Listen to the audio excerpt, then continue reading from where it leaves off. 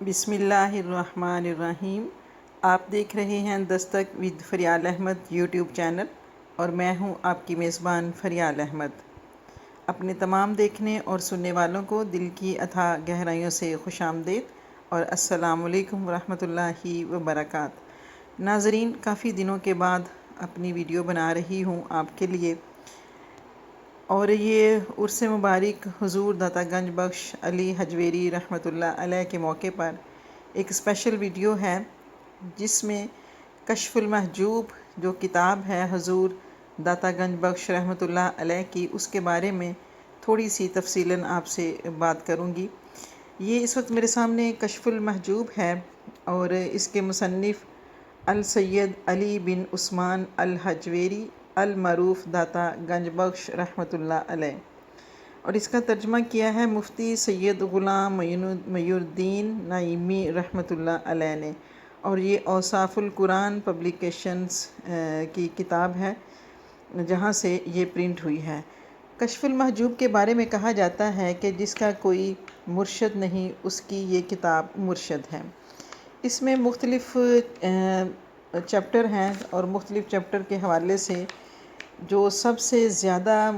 مجھے عزیز ہے، بلکہ تو یہ پوری کی پوری کتاب ہی، آپ اس میں اگر مختلف اس کے ابواب کو دیکھیں، اس کی لسٹ کو دیکھیں، تو اس میں بہت زیادہ حضور داتا گنج بخش رحمۃ اللہ علیہ کے بارے میں اور ان کی جتنی بھی تصوف کی کتابیں ہیں، سب کے ساتھ اپنا تعلق یہ جوڑتی ہے یہ کتاب۔ یہ اتنی لمبی جو لسٹ آپ کو نظر آ رہی ہے، یہ اس کے موضوعات ہیں اس کتاب کے، اور یہ کتاب انسان کو یوں سمجھیے کہ اس کیفیت میں لے جاتی ہے کہ جہاں پر پھر واپس آنے کو دل نہیں کرتا۔ اس میں ساری کی ساری ان لوگوں کے بارے میں باتیں ہیں جو اللہ کے پسندیدہ بندے ہیں، اللہ کے انعام یافتہ بندے ہیں، جن کو اللہ تبارک و تعالیٰ نے اپنی بارگاہ میں شرف قبولیت بخشا ہے۔ تھوڑی سی اس کتاب کے بارے میں اس کا جو دیباچہ لکھا ہے وہ ادیب شہیر حضرت شمس بریلوی رحمۃ اللہ علیہ نے لکھا ہے۔ یہ انشاءاللہ میں کوشش کروں گی کہ اس میں آپ سے تھوڑی سی گفتگو روزانہ کے موضوعات پر ہوتی رہے، کہ روزانہ ایک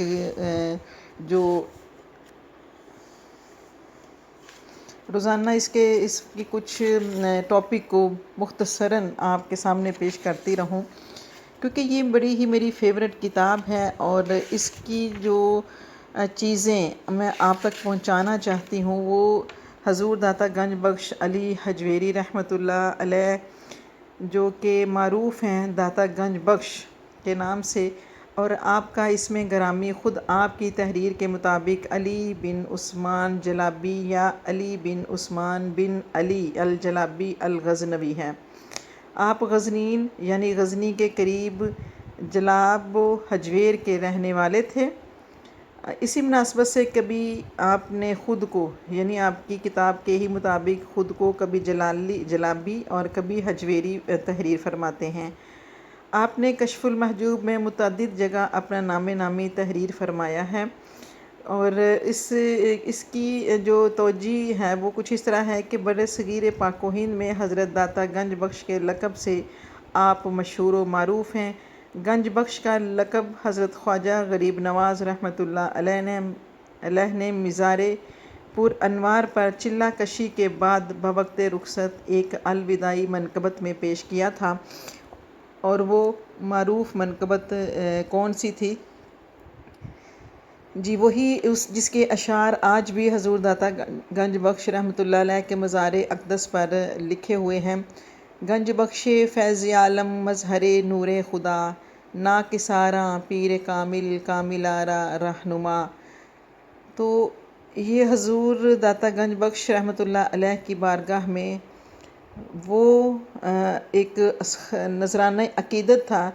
جو حضور معین الدین چشتی اجمیری رحمۃ اللہ علیہ نے یہاں سے جاتے ہوئے آپ کی بارگاہ میں پیش کیا۔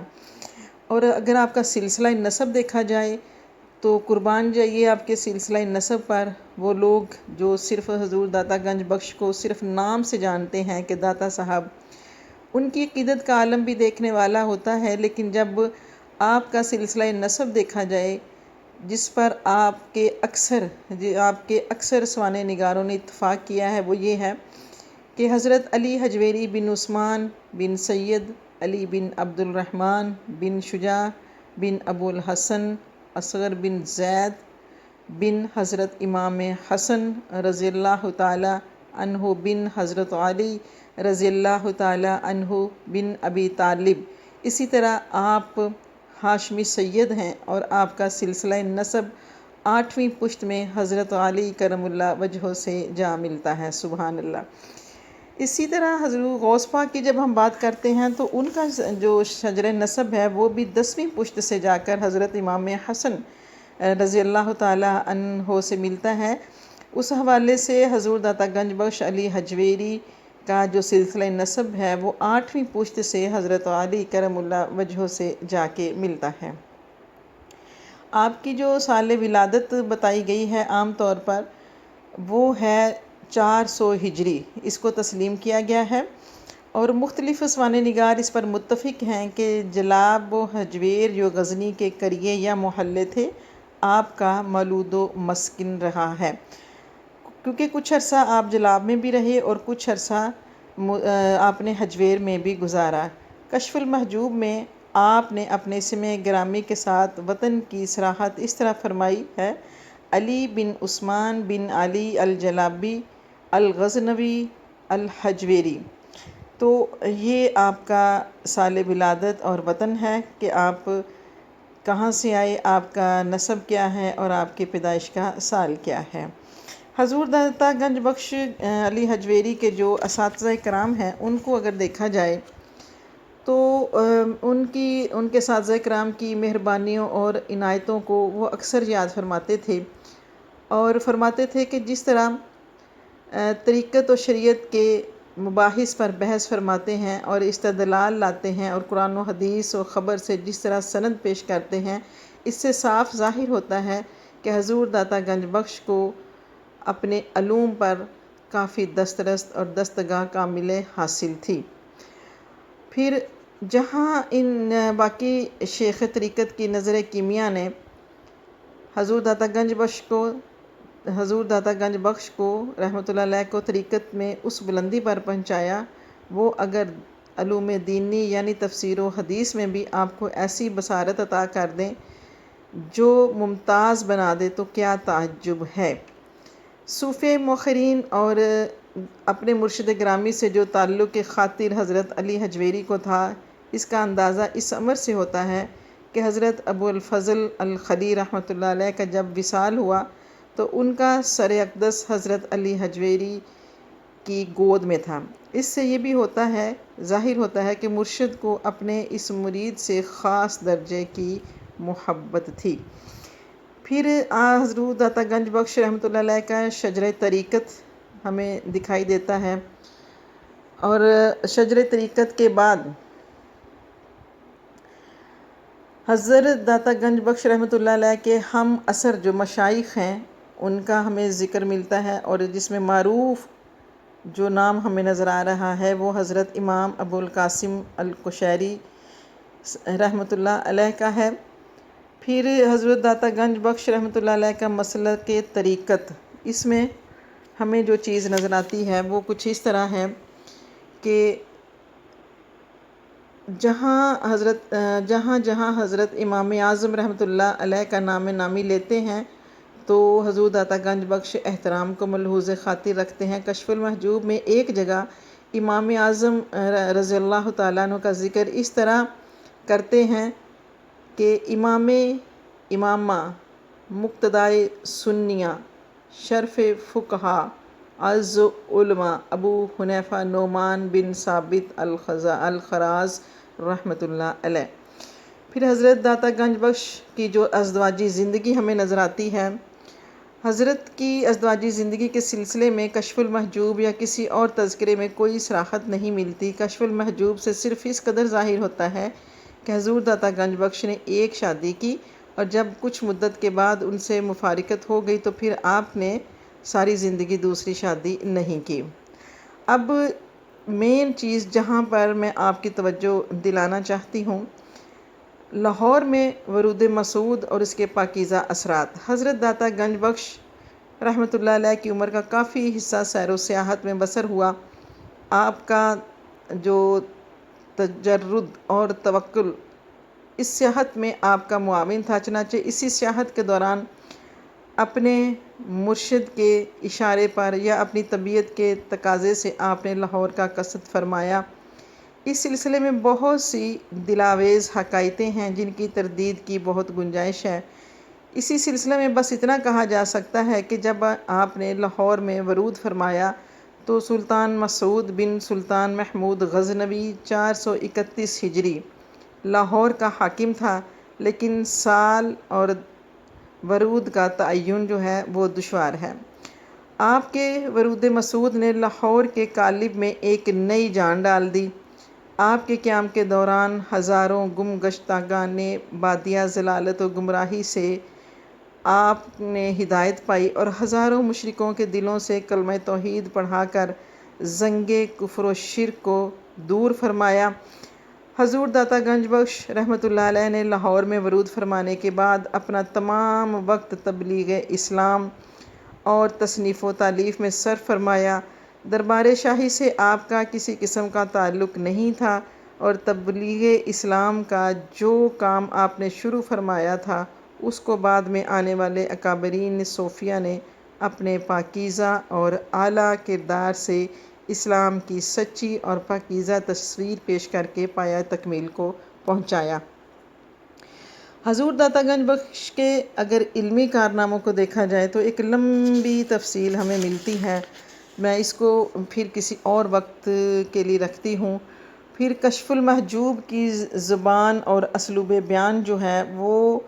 اس میں اردو ترجمے کے ساتھ پیش کیا جا رہا ہے اس کتاب کو۔ اس موقع پر کشف المحجوب کی فارسی زبان اور اس کے اسلوب کو بیان کرنا بھی بہت ضروری ہے۔ مختصر صرف اتنا کہا جا سکتا ہے کہ حضرت داتا گنج بخش نے کشف المحجوب کو تکلف اور تصنع سے بری نہایت آسان اور روزمرہ کی فارسی میں تحریر کیا ہے۔ انداز بیان ایسا صاف اور واضح ہے کہ مفہوم اور معنی کے سمجھنے میں کہیں بھی ہمیں دقت پیش نہیں آتی۔ پھر اس کے بعد اگر آپ کی وفات کو دیکھا جائے کہ حضرت داتا گنج بخش کی وفات اور آپ کا مزار اقدس، تو اس حوالے سے بعض تذکرہ نگاروں نے 465 ہجری کو صحیح سال وفات تسلیم کر کے لفظ سردار سے تاریخ وفات نکالی ہے، یعنی یہ جو سال ہے آپ کی وفات 465 ہجری بمطابق 1072 عیسوی کے قریب واقع ہوئی۔ تصوف اور اقبال میں آپ کا سال وفات وثوق کے ساتھ 465 ہجری ہی قرار دیتے ہیں اور اسی پر اکثر تذکرہ نگاروں کا اتفاق بھی ہے۔ آپ کا مزار پر انوار جو ہے لاہور میں ہے، اسی نسبت سے لاہور کو داتا کی نگری بھی کہتے ہیں۔ لاہور کی سرزمین اس پر جتنا بھی فخر کرے وہ کم ہے کہ ایک ایسی برگزیدہ اور بلند پایہ ہستی یہاں آرام فرما ہے جس کی آمد نے ہند کے اس عظیم خطہ میں شمع ایمان فروزاں کی۔ یہی وہ مقدس بارگاہ ہے جہاں خواجہ غریب نواز رحمۃ اللہ علیہ بھی اکتساب فیض کے لیے مقیم رہے۔ یہاں کی خاک اکابرین صوفیہ کے لیے سرمہ بصیرت اور تاج عزت ہے۔ یہی وہ مقام ہے جو آج تک قبلہ اہل صفا بنا ہوا ہے اور جہاں انوار الہی ہر وقت برستے ہیں۔ یہاں عوام بھی حاضر ہوتے ہیں، صوفی اور عالم بھی، ہر ایک یہاں ایک جیسی عقیدت کے ساتھ آتا ہے۔ یہاں کی فضا میں ہر وقت اور ہر لمحہ ذکر خدا اور ذکر رسول صلی اللہ علیہ وآلہ وسلم جاری و ساری رہتا ہے اور حضور داتا رحمۃ اللہ علیہ کے فیض سے جھولیاں بھرنے والوں کا ہر وقت ہجوم رہتا ہے۔ شاعر مشرق حضرت علامہ اقبال رحمۃ اللہ علیہ کیا خوب فرماتے ہیں، خاک پنجاب از دم او زندہ گشت، صبح ما از مہر او تابندہ گشت۔ تو یہ تھوڑی سی تفصیل میں نے کشف المحجوب کا تعارف جو تھا وہ آپ تک پہنچایا ہے۔ انشاءاللہ اس میں سے کچھ موضوعات بھی آگے جا کے میں چنوں گی اور آپ تک اس کی کچھ ڈیٹیل بھی پہنچاؤں گی کہ اس میں کون کون سے موضوعات ہیں جو زیادہ انسان کے دل کے قریب ہیں۔ یہ میری بڑی ہی فیوریٹ کتاب ہے اور میری جو لائبریری ہے اس میں یہ top of the right side پہ پڑی رہتی ہے۔ آپ کے معجزات اور کرامتوں کے درمیان جو فرق ہے وہ بتایا ہے حضور داتا گنج بخش نے۔ اسی طرح بہت ساری ایسی چیزیں ہیں کہ کامل تر انسان کیسے بنتا ہے اور حقیقت نفس میں مشائخ کے اقوال کیا ہیں۔ ایک آپ کو قول اس میں سے حضرت ذوالنون مصری رحمۃ اللہ علیہ فرماتے ہیں، کیونکہ یہ وہ چیپٹر ہے جو صوفیہ کرام پر مشتمل ہے، جس میں مختلف اللہ کے ولیوں کی حقیقت حضور داتا گنج بخش نے تخلیق فرمائی ہے۔ تو اس میں ایک ہے کہ بندے کے لیے سخت ترین حجاب نفس کو دیکھنا اور اس کی تدبیر کی پیروی کرنا ہے، کیونکہ نفس کی پیروی میں حق تعالیٰ کی مخالفت مخفی ہے اور حق تعالیٰ کی مخالفت حجابات کا منبع ہے۔ حضرت بایزید بسطامی رحمۃ اللہ علیہ فرماتے ہیں کہ نفس کی خو بو ایسی ہے کہ وہ باطل ہی سے چین پاتا ہے اور راہ حق سے اسے کبھی فرحت محسوس نہیں ہوتی۔ تو یہ مختلف بزرگان دین کے اقوال بھی اس میں شامل ہیں۔ انشاءاللہ مختلف ٹاپکس پر مختلف موقعوں پر میں کشف المحجوب سے اور بھی زیادہ موضوعات لیتی رہوں گی اور ویڈیو بناتی رہوں گی۔ ابھی چونکہ حضور داتا گنج بخش کا عرس مبارک تھا اور میں حضور داتا گنج بخش کے عرس مبارک کے موقع پر اپنی